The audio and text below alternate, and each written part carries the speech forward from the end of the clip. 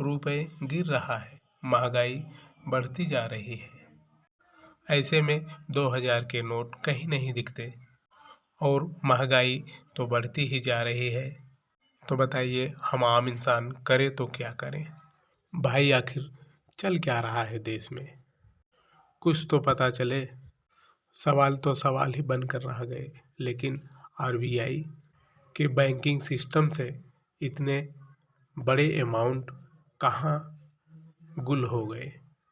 हाँ दोस्तों, 1000 2000 करोड़ नहीं बल्कि पूरे 9.21 हजार लाख करोड़।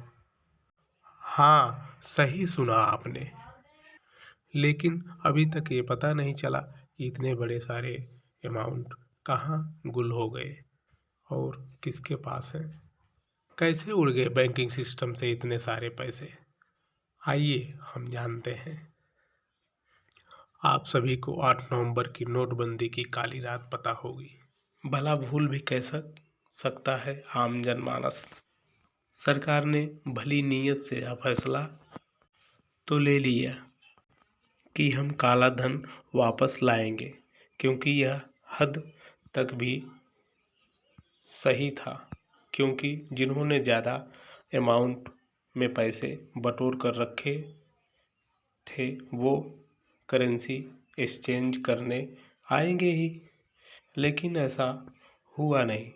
कहते हैं जिनको घपला करने की आदत होती है वो किसी भी हालत में चोरी करने की नए नए तरकीब सोच ही लेते हैं।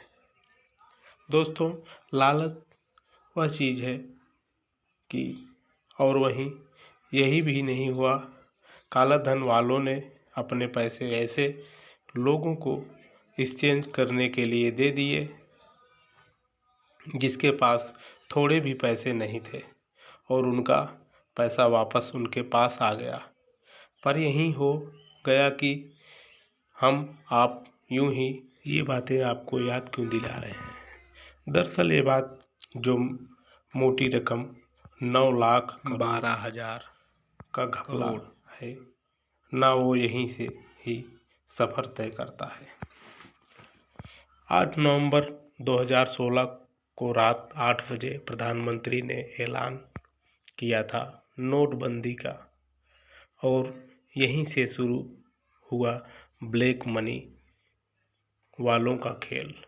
क्योंकि 1000 और 500 के नोट बंद होने के बाद सरकार ने जो 500 और 2000 के नोट छापे थे उसमें से अब तक 9,21,000 करोड़ का लंबा अमाउंट 2000 और 500 के नोट सिस्टम से गायब है, यानी उनका कोई हिसाब भी नहीं है।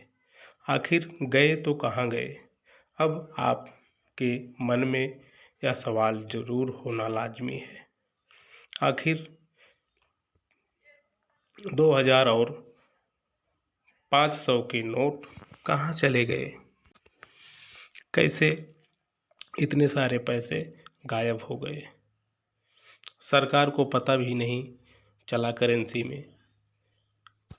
करेंसी में MCG नैनो वाली चिप लगा हुआ है। सुधीर चौधरी न्यूज़ एंकर जी न्यूज़ पर दिया था बयान। वहीं चित्रा त्रिपाठी भी चिप की बात बयानबाजी में काफ़ी सुर्खियां बटोर रही थी। बिल्कुल नहीं। आइए बताएं कैसे दरअसल हुआ ये। रिजर्व बैंक 2000 और 500 के नोट छापे तो उसके बाद कुछ लोगों ने इसको सिस्टम करके रख दिया और दोबारा से वो करेंसी देखने को नहीं मिली। आप कहोगे अपने पैसे अपने घर छुपा कर रखना कौन सा बड़ा जुर्म है? तो हम आपको बता देना चाहते हैं कि टैक्स पेयर को अपने 5 साल से अधिक से ऊपर की 5 साल में 5 लाख से अधिक देना ही होता है, और आपके इनकम की सारी जानकारी सरकार के पास होती है। लेकिन कुछ लोगों जो गलत तरीके से इसके पैसे कमाते हैं, जैसे चोरी, घूसखोरी या कहें तो 2 नंबर के पैसे और ऐसे तरीके जिनका आप प्रूफ भी नहीं दे सकते। ऐसे पैसों को बैंक अकाउंट में नहीं बल्कि स्टॉक करके रख लेते हैं।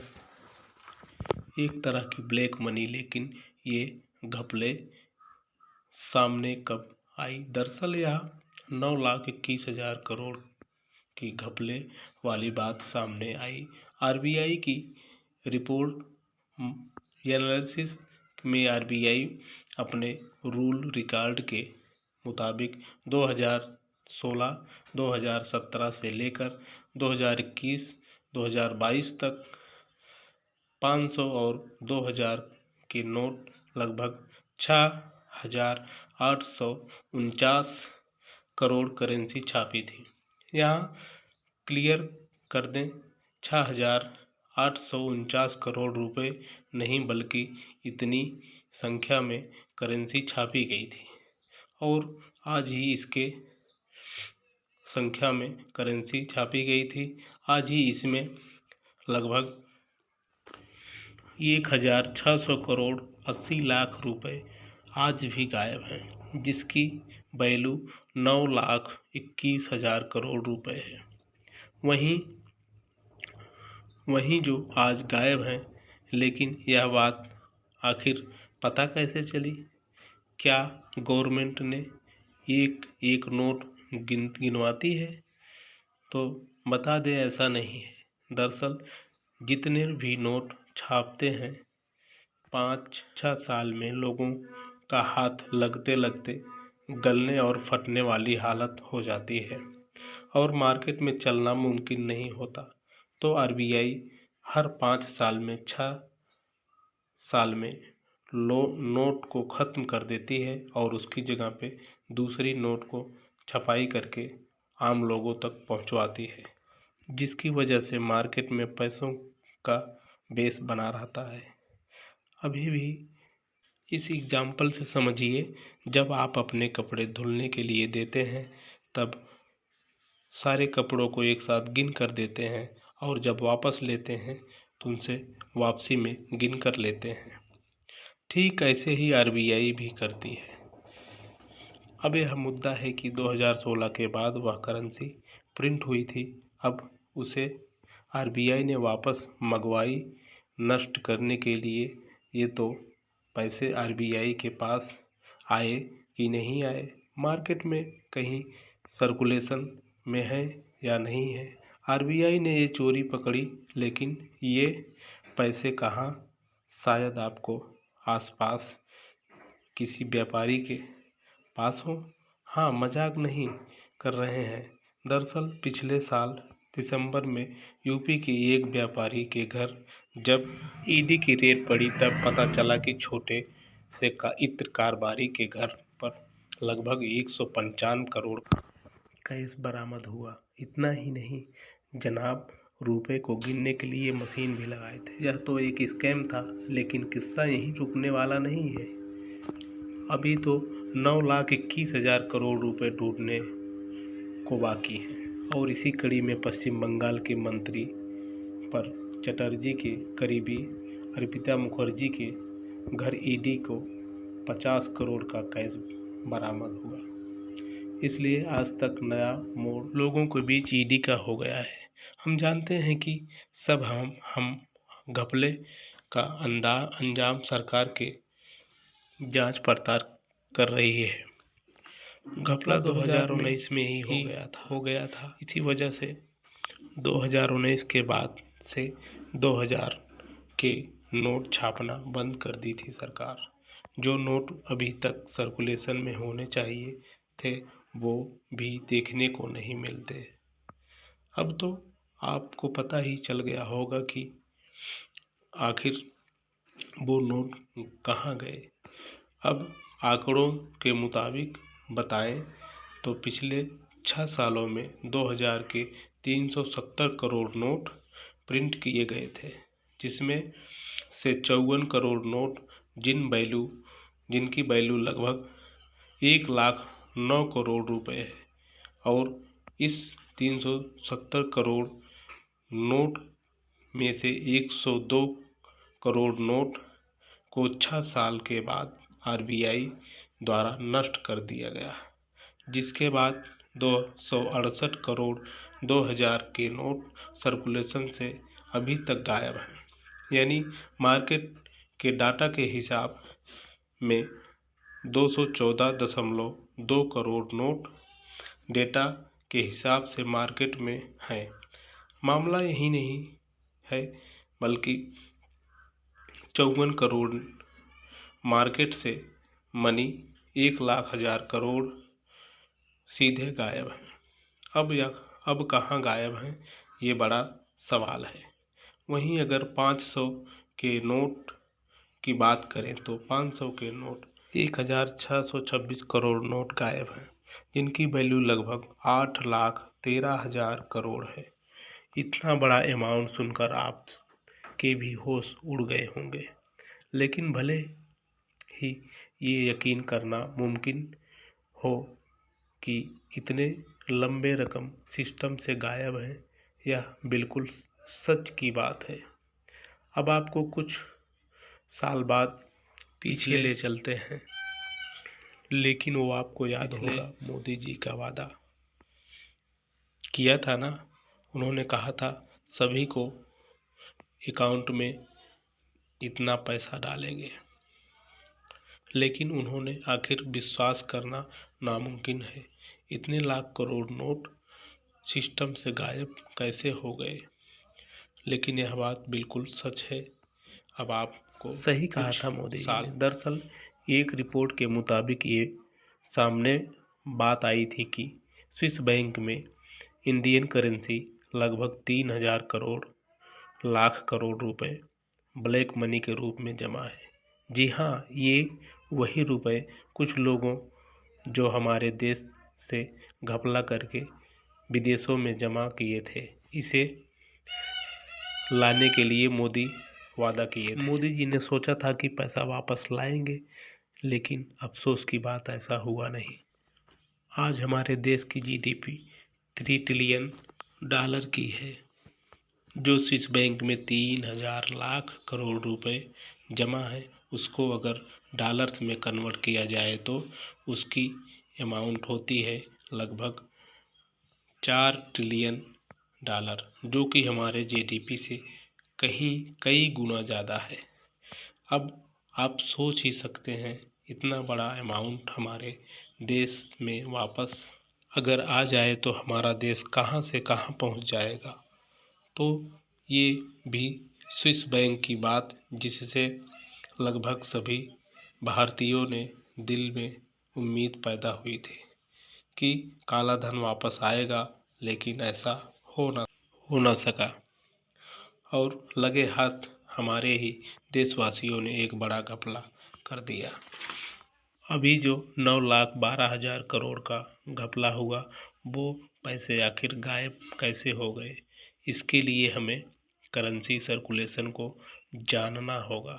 आइए बताते हैं कि आखिर करेंसी जारी कैसे की जाती है।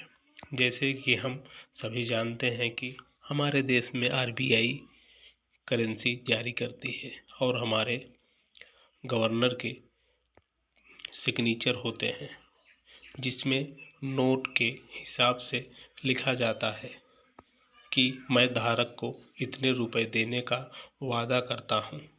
अब तक किसी तरह करेंसी छापी जाती है, तब आरबीआई से सेंट्रल बोर्ड और केंद्र सरकार की सलाह से ये डिसाइड करती है कि आरबीआई को कितने नोट छापने हैं और उसकी डिज़ाइन किस तरह की होगी। इसलिए अगर आप कभी ध्यान दिया हो तो आपको पता ही होगा, बैंक में जब भी हम पैसे जमा करने जाते हैं तो उसमें हमें लिखना पड़ता है कि हमें 100 की नोट कितनी है और 500 की नोट कितनी है। ये लिखा जाता है ताकि सरकार को पता चल सके और सिस्टम से सरकार के आंकड़ों में दर्ज होता रहे, ताकि पता चले कि कि कितने कितने नोट अभी तक सर्कुलेशन में हैं, जिसके बाद ये डिसाइड किया जाता है कि कितने अमाउंट की कितनी करेंसी प्रिंट करनी है। 2000 के कितने नोट और 100 के कितने नोट। इसके बाद आरबीआई को गवर्नर से डिसाइड के हिसाब से इसके ऑर्डर देने होते हैं, जैसा कि आरबीआई समझ सके और वहाँ करेंसी प्रिंट की जाती है। देश 19 जगहों पर आरबीआई की करेंसी छापी जाती है और देश के 3654 ब्रांचों में भेज दिए जाते हैं और इस जगह करेंसी बैंक की तरह से आम आदमी तक पहुंचाई जाती है।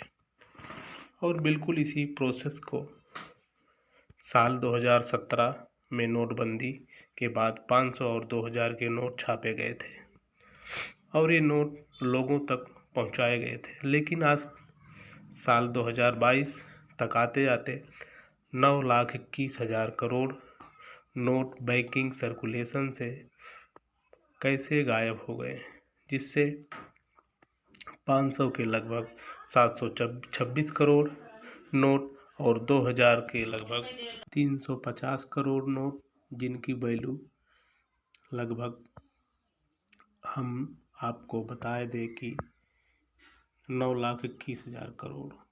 यह नोट अभी तक वापस आए ही नहीं। दोस्तों, आपको क्या लगता है कि इन रुपयों को वापस लाने के लिए सरकार को कौन सी नीति अपनानी चाहिए?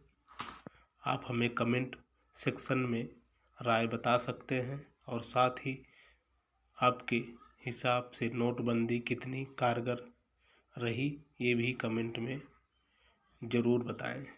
अगर यह हमारा वीडियो आपको पसंद आया हो तो वीडियो को लाइक, सब्सक्राइब, शेयर ज़रूर करें। धन्यवाद। दोस्तों, 9,21,000 करोड़ रुपए सरकार को लाने के लिए कौन सा कानून बनाना चाहिए और यह पैसा वापस सरकार को पहुंच सके, जिससे हमारी आम जनता को भी इससे फ़ायदा हो सके और हमारी जीडीपी में भी बदलाव हो सके, जिससे देश की अर्थव्यवस्था को सुधारा जा सके। ऐसे हमें कानून बनाना चाहिए जिससे कि घपलेबाजों की कोई चोरी नीति न बन सके। धन्यवाद। जय हिंद, जय भारत।